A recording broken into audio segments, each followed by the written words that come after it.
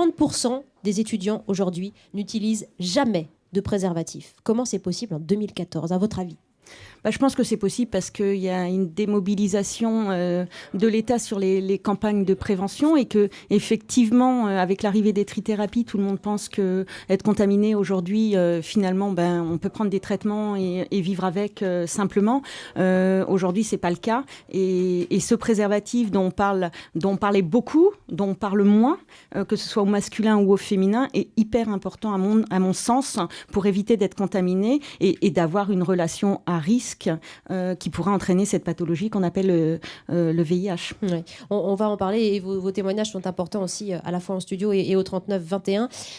On a le sentiment, vous disiez, c'est vrai, avec ces multithérapies, qu'on vit avec le sida, qu'on meurt avec le sida, mais que finalement cette maladie se banalise aux yeux des gens. C'est terrifiant parce que la multithérapie, c'est pas un petit traitement. C'est pas un petit traitement et heureusement que le SIDAction mène une action annuelle pour rappeler ces messages de prévention et de sensibilisation parce que sinon on en parle quand du sida très peu, pas assez, et on voit les chiffres, ils sont assez consternants avec une épidémie qui s'hétérosexualise de plus en plus. 150 000 contaminés en France. Voilà, et puis des hommes, des femmes maintenant, c'est la nouveauté aussi dans ces nouveaux chiffres, 6 500 contaminations je crois. Absolument. En France, ça diminue pas depuis des années malgré tout ce qu'on mène comme action de sensibilisation, ce qui veut dire que c'est pas assez, c'est encore pas assez et malheureusement faut pas se relâcher parce que les chiffres sont là et un rapport non protégé même si voilà il est à risque et ça peut modifier, ça peut changer la vie d'une personne au quotidien et encore une fois je parlerai de mon cas, oui, j'ai été contaminée lors de mon premier rapport sexuel, alors souvent on me dit... Vous aviez quel âge ?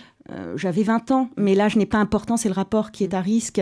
Et quand il n'est pas protégé, il suffit d'une fois. Alors on peut jouer à la roulette russe et se dire que c'est pas grave, voilà. Mais si on se retrouve séropositif ou séropositive, après les conséquences, même en 2014, de vivre avec la maladie et les traitements, c'est pas si simple. Et on peut avoir confiance en l'autre, mais la confiance suffit pas. Il faut faire un test, ça n'engage à quelques instants de sa vie, une prise de sang et on sait s'il n'y a pas de souci, voilà, d'avoir des rapports sexuels avec l'autre.